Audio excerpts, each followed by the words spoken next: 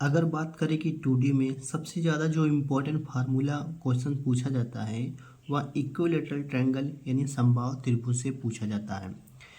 देखिए इसमें क्या है, समबाहु त्रिभुज में इसकी तीनों भुजाएं बराबर होती है, जैसे ए भुजा ए भुजा ए भुजा, और इसकी ये जो है इसको कहते हैं हाइट कहते हैं।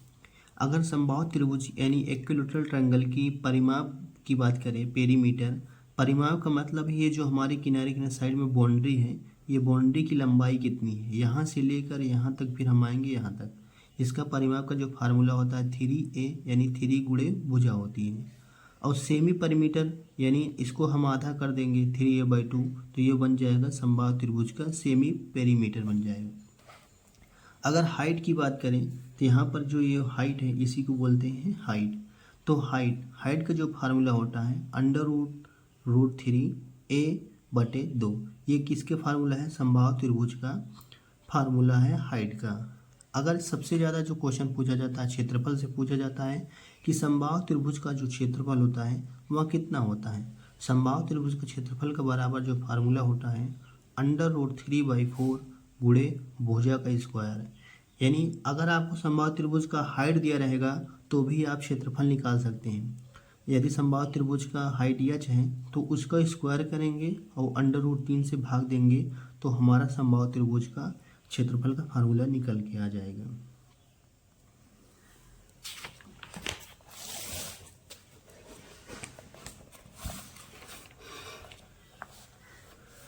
अब देखिए, अगर ये समबाहु त्रिभुज है, समबाहु त्रिभुज में एक अंतर्वृत्त बना है, इसको अंतःवृत्त कहते हैं, और समबाहु त्रिभुज के बाह्य वृत्त बना है, इसे बाह्य वृत्त कहते हैं।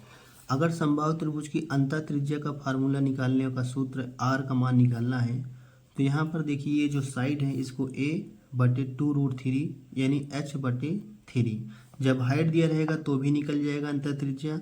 अगर हाइट नहीं दिया है तो भुजा दिया है तो भुजा में 2√3 से भाग दे देंगे तो भी अंतः त्रिज्या का मान निकल के आ जाएगा। अगर समबाहु त्रिभुज का अंतःवृत्त का क्षेत्रफल निकालना होगा, यहाँ पर जो अंतःवृत्त का क्षेत्रफल है तो πa² कर देंगे तो भी अंतः त्रिज्या का क्षेत्रफल निकल के आ जाएगा। अगर समबाहु त्रिभुज की परित्रिज्या यानी जो बाह्यता वृत्त है बड़ी त्रिज्या निकालना है तो भुजा/√3 कर देंगे तो भी निकल के आ जाएगा।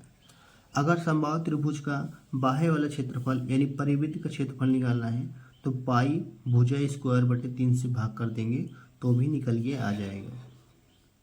देखिए बच्चों, अंतःवृत्त का त्रिज्या और बाह्य वृत्त का त्रिज्या का जो अनुपात होता है 1:2, यानी समबाहु त्रिभुज में जो अंतः त्रिज्या होती है बाह्य त्रिज्या का कितना होती है, आधा होती है, यानी बाह्य त्रिज्या डबल होती है अंतः त्रिज्या की, ऐसे हम कह सकते हैं। और बाह्य वृत्त का जो क्षेत्रफल होता है समबाहु त्रिभुज में अंतः त्रिज्या का 1/4 होता है, यानी इनका अनुपात 1/4 रेशियो में